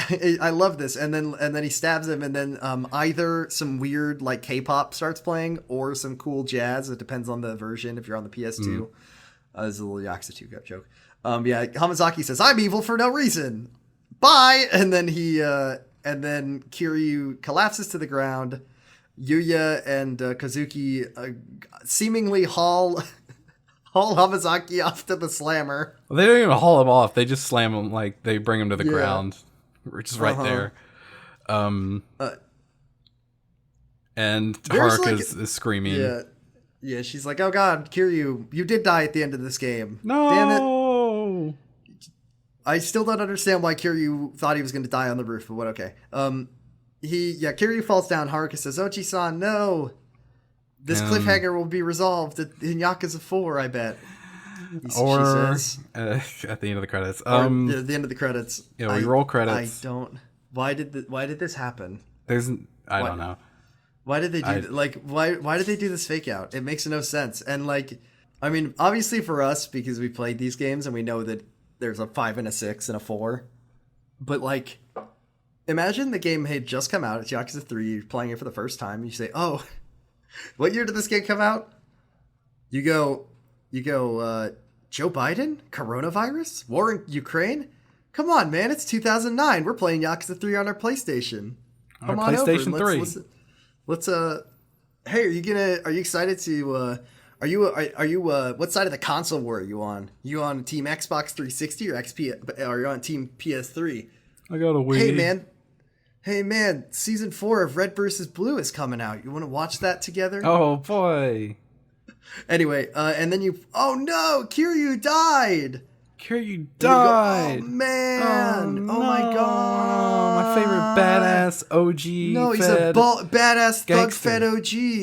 He's such a fucking thug cool gangsta. And now he's dead. And I hate this game because he's a father in it, and that fucking sucks. So actually, I'm glad Kiryu's dead because I hate this game. This game sucks shit because he's he's a fucking baby now. He's a little bitch because he's got kids. All that shit with the CIA is so fucking cool. Fucking cool ass game. But this fucking guy, this is what Gamer sounded like in 2009. And then he gets stabbed and you go, "Oh no, Kiryu." Oh. I'm going to watch all the and also, by the way, this is pre-Avengers. This is before everybody on Earth was conditioned like a dog to sit through the credits, because what if like Kiryu and Majima team up? Well, no, by that point Iron Man 1 had come out and it had done the thing, so everybody anybody who's in the know knew to do it. Yeah. Like if you don't stay for the post credits, you might not learn that Kiryu's fine. Yeah. This is the original. This is why people sat through the credits during Avengers 1. Which came out in 2011? 2012. And that's why people sat through the credits, because they remembered when they played Yakuza 3. Yeah. And they remembered that they stayed to the end. They found out that Kiryu was still alive, and they're like, okay, well, I'm never missing the credits again.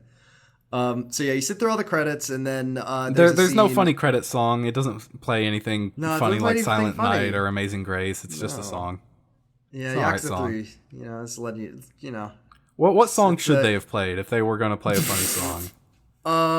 They should have played "Party in the CIA" by Weird Al Yankovic. I think they should have played "Danny Boy" by. Oh, that would be good actually. That would be appropriate. Or like, yeah, did they play "Amazing Grace" ever? Yeah, they played "Amazing Grace" in the first game. Yakuza 1, right? They played "Amazing Grace," Green Sleeves. Ah, yeah, that's a good one. That'd be good. Or Scarborough Fair. Or Fly Me to the Moon, but the Bayonetta one. Ooh. They can have Haruka sing it. Did Bayonetta come out at that point? I don't know. Well, it was a PS3 game, right? It was pretty early. Bayonetta. Yakuza 3 was. Bayonetta came out in 2009. Okay, yeah, so it could be. Bayonetta and Kiryu could have been on like PlayStation All-Stars together. And Kiryu wouldn't have fought her. He wouldn't have. Because he'd say, I respect women. And then Bayonetta would go, "Fuck off!" And then she'd shoot him with a gun. And she'd shoot him with a gun. gun. Have a monster eat him. I always joke about, like, Kiryu is so, like, relentless, and I can't, there's a lot of characters that I could see Kiryu being able to beat in a fight through sheer tenacity. Like, he's just so, like, I don't fucking stop. He's such a monster. Bayonetta is not one of them. Even if Kiryu tried to fight back, I do think Bayonetta would kick his ass. She's got wicked moves. Supernatural. She can She can freeze him in time. She killed Jubileus. Yeah, she piloted Jubileus into the sun. Yeah, I have not played either of the games. I'm sorry. Do you think that Bayonetta? Who would win in a fight? Bayonetta or Goku? Who would win in a fight? Superman, Goku, or Bayonetta? Whoever wins, we lose. Unless it's Bayonetta, and then we win. If anybody in the fucking Discord tries to litigate this question, I'm banning you on site. Don't do this. Who would win in a fight? Karkat or Bayonetta? Would Vriska or Bayonetta?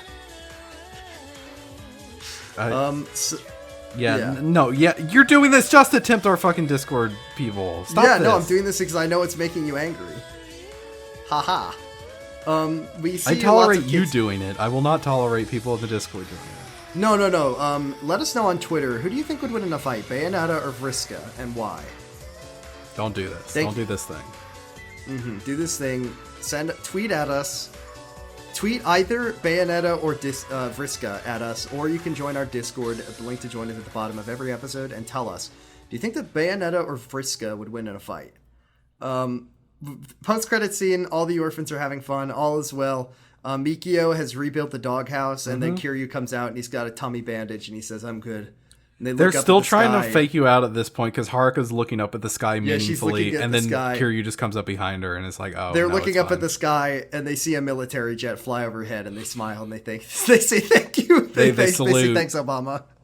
They say, thank you, Obama, for building us this beautiful military base. And then, in the post-credit scene, Nakahara and Mikio say, "All right, Kiryu, we're moving to the United States to become police officers. We'll never be mentioned ever again for the rest of the series. Goodbye." So is Mine. We're bringing Mine with us. Yeah, Mine is coming to join the CIA. And Joji will also be, we'll never mentioning Joji again.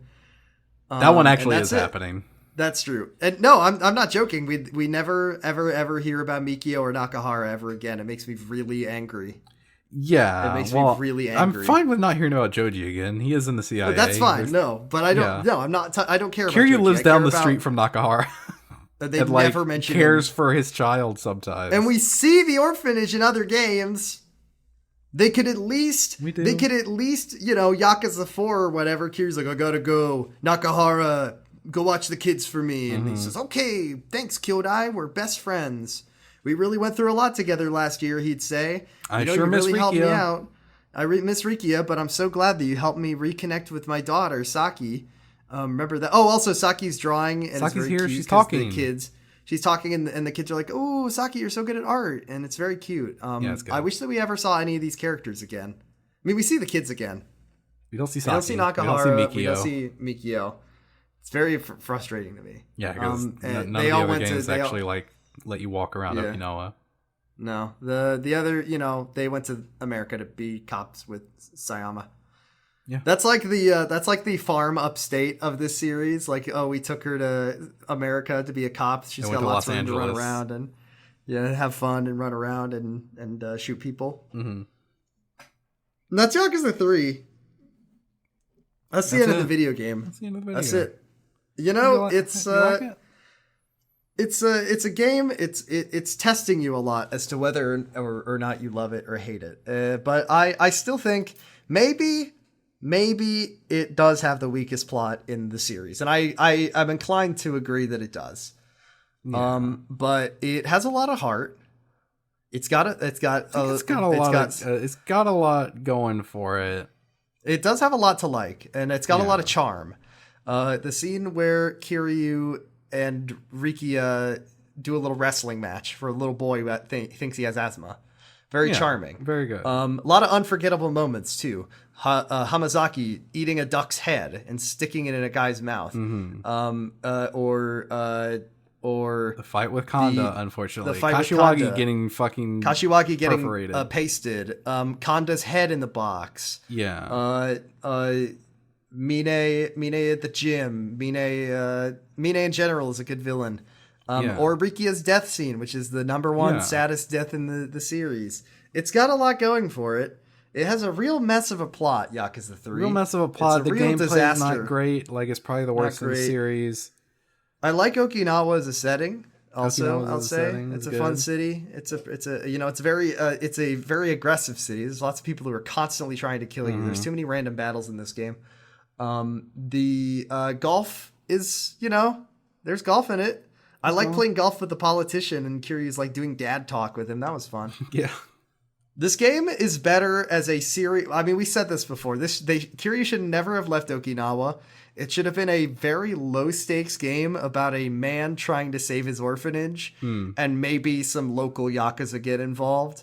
And if the fans had hated it when it came out, like they already did, if the fans had hated the game where it's just about parenting some orphans and like playing golf, and maybe there's like some bad guys around town, they maybe made Okinawa a little bit bigger. You know what? People would have hated that game when it came out, but then like 10 years later, when we were talking about it on our podcast, we'd say this is like one of the best in the series. It's so low stakes, but that's what makes part 4 of JoJo. I think a more personal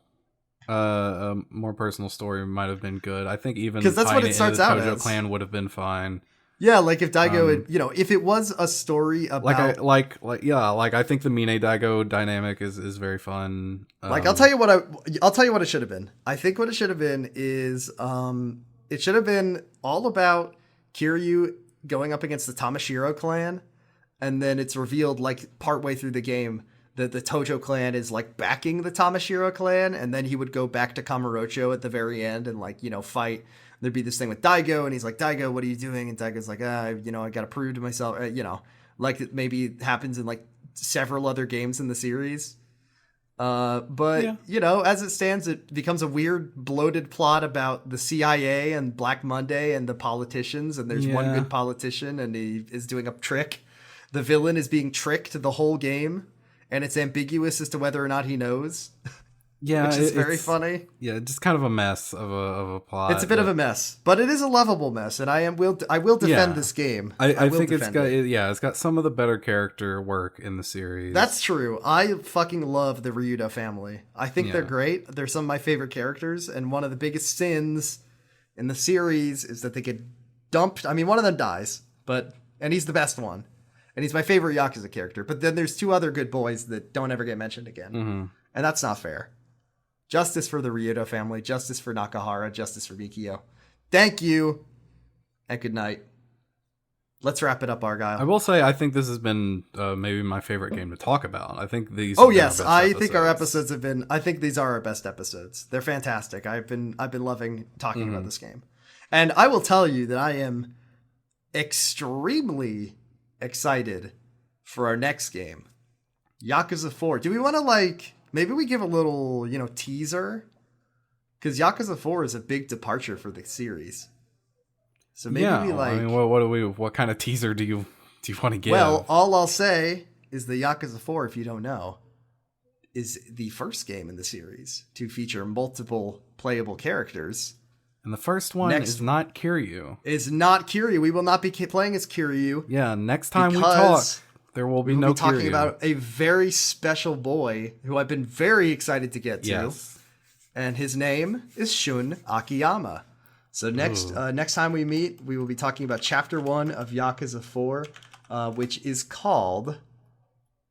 I don't know. It's called... The first chapter is called The Mysterious Loan Shark. Okay. Yeah.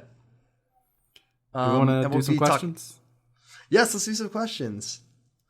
First question. If you want to send us a question, just go join our Discord. The link is in the Twitter description. It's in the episode description. Go to the Dolce de Postcard channel and send us a question. We've got a lot of questions because it's been a while since we recorded and everybody wants to ask about the finale. Yeah. First question from Phaser Phalon. Do you think the ending would have changed at all if Mine's assistant had expressed worry about him as a person instead of immediately talking about money? Not really, honestly. No. I think he still would have felt that shame towards Daigo. Yeah, I think once Daigo's up, then it's all over for him. Yeah. Here's one from Discord user Joe Everywhere, who says, sorry if this has been asked, but what would your Yakuza back tattoo be? I'm from the UK and have an inherently cynical disposition, so I reckon they'd give me something rubbish like a squirrel or a mongoose. Yeah, I feel like we've done this question before, but mine probably changes all the time. Mm-hmm. I'd get a dragon because I'm the coolest and the most badass, and I'm the strongest Yakuza. Yeah. No, I would get a shoe bill. Ooh, that would be really good. Could you imagine how fucking sick a shoe bill? I mean, I wouldn't get a Yakuza back piece because I'm white, but imagine. I mean, if you just got a full back piece of like a shoe bill, and not necessarily. Imagine a character. Okay, but imagine the reaction you would have if a character like the final boss of the ripped game off their shirt and then they ripped off a shirt and it was a shoe bill tattoo and it goes. Actually, that's not the noise that shoe bills make. They make a machine gun sound when they. Yeah, they clack their bill together. Fuck, I love shoe bills so much. They're really good. They're really good. What would you get, Argyle? I would probably stick with my brand and go with a Samiad.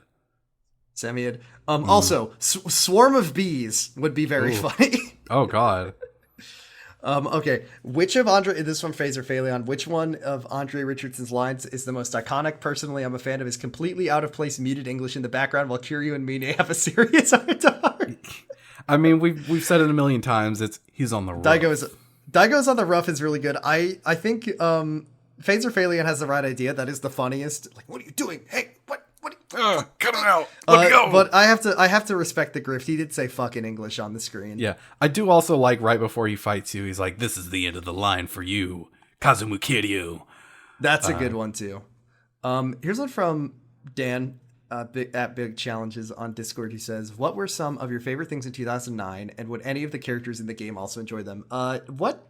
I don't remember 2009. I'm so sorry. Yeah, neither do I. I was 12. I don't really what did you like when you were 12? Doing. I liked Elder Scrolls Oblivion. I did not. I liked Oblivion. I played a lot of Oblivion. And Twilight Princess. I had an Xbox at that point. I think I was playing Halo Reach. I was probably watching Red vs. Blue. No, wait. Yeah, I think that...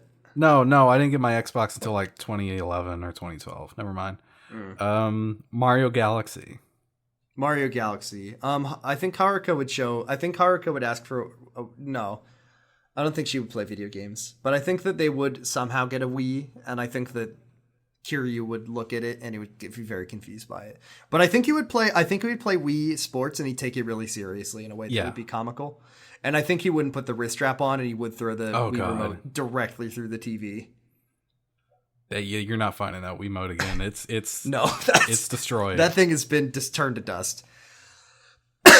Here's one from Dan. No. Here's one from Discord user Robin. He says, if Kamurocho was suddenly turned into the town of Silent Hill, let's say, what would everyone's otherworld personal hellscapes look like? I have never played Silent Hill. Yeah, I'm sorry. I don't know what it's about. I think it's mostly about... it's about killing your wife, I think? Wanting to fuck your wife, but also kill her. Is it about, do I kiss my wife or do I kill my wife? And then I think a dog did the whole thing. Yeah, I'm pretty sure the dog is responsible for the whole thing canonically. Yeah, Robin, why don't you tell us your answer and also tell us who would win in a fight, Vriska or Bayonetta? Don't do this. Here's another one from Dan who says, in Yakuza 2, Daigo wore a cross as a piece of jewelry. Do you think he believes in Jesus or he just thinks it looked cool? He just thought it looked cool. This is very easy. He just thought it looked cool. There's no question about it. And then last question from Z Paladin, who says, we know that Kiryu can't be in Smash due to woman punching, which sounds like he punched a woman and they won't let him in Smash now, is what that sounds like. But it's the opposite. It's that they won't let him in Smash because he cannot punch a woman. Yeah, he would never punch a woman. There are a lot of women that could get punched in Smash. There are a lot of women that could get punched, and Kiryu would not punch any of them.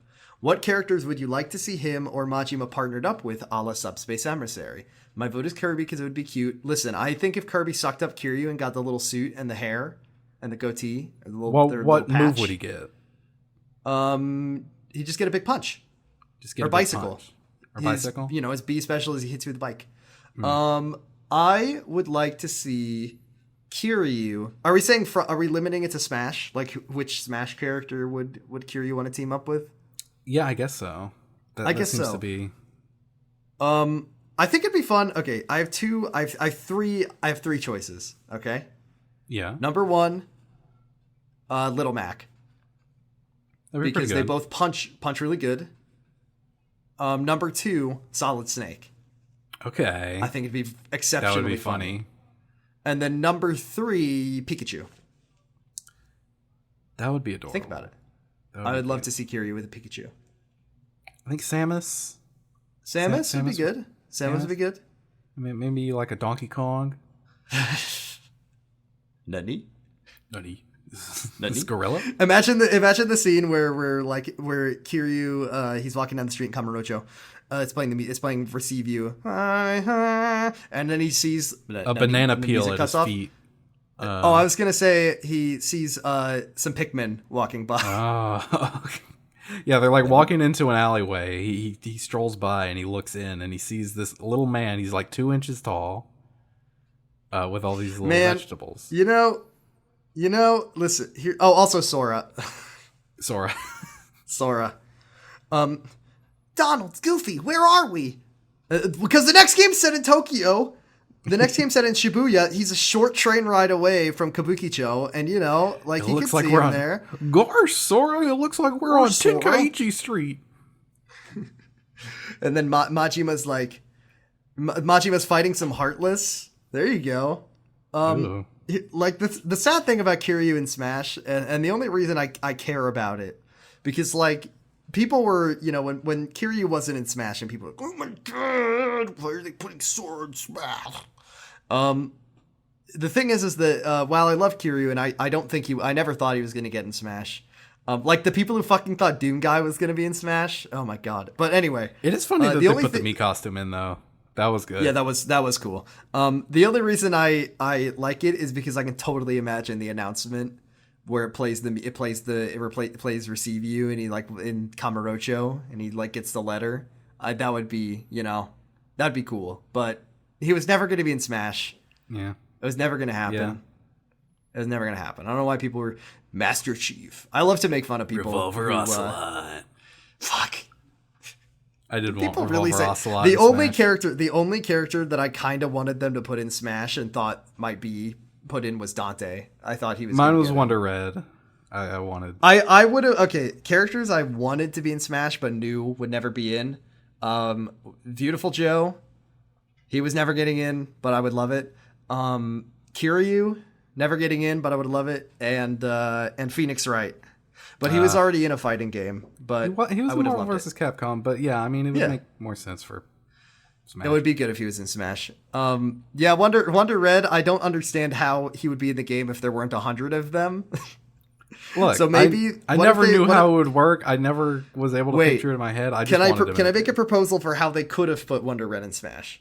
What if they made him very, very, very small, and it's to Wonder Red all of the people he's fighting are to the wonderful. That was 100. one of the possibilities I thought of. Yeah, they're just 99 little specks, and then a big hand. Yeah, a big hand would appear. And a big hand would appear, and it's just to them, they're fighting a 100-foot tall Ganondorf. Mario. Oh man, what a good game. Jigglypuff. Okay, one last one, Jigglypuff, because they can sing. Oh, karaoke with Jigglypuff. Okay. Yeah. That's it. That's it. Next That's the end of the episode. Next time, I should say. We're busy. Next time, Yakuza 4. My least favorite game in the series. We'll see if it changes. Okay? We'll see if it changes. It's my least favorite game in the series. That game is also kind of a mess. It is kind of a mess, but it's also one of people's favorites, and I like the story. I need to say that. The story is one of the best. I just don't like the pacing of the game. Mm-hmm. So we'll see if my opinions get changed. We will see you next time. Let's wrap up. Let's wrap up. Thank you all very much for listening to our Yakuza 3 series discussion. I've been Jordan. You can find me on Twitter at BradipusRex. My Twitter's locked, but I'll let you follow me. Don't you worry. I like to see the number go up. You can find me on a couple other places. You can find me on KylexY, which ended since we last met. But it's up and it's very funny, and you can listen to it, and it's a very funny show. So I recommend listening to KylexY. And you can also listen to Slappers Only. Wait on the next show that's coming. That'll come eventually. And then you can listen to Slappers Only, a video game music showdown podcast that I do with Max, our friend Max. Argyle, where can we find you? You can find me on Twitter at Argyle_Funk. You can also listen to me on my Yu-Gi-Oh! GX podcast. It's called Pod of Greed. That's POD of Greed. We're almost done with season 3. It's people are dying. People are dying? People are getting fucking killed in this show. Oh, fuck. People are getting pasted. Except in the dub, they're not. They're getting crucified by Maximilian Pegasus. They're getting sent to the stars in the dub. Sent to the stars? Yes. That's the terminology that they've been using instead of saying that they're dying. Dying? Yes. But they're dying. They're dying forever. They die. Forever. So yeah, give that a listen. Listen, we're on the Noisepace Network, Noisepace.xyz. Lots of great shows on Noisepace. Here's a couple of them. Nanoroy's Nightmare and Era. 0 to 0.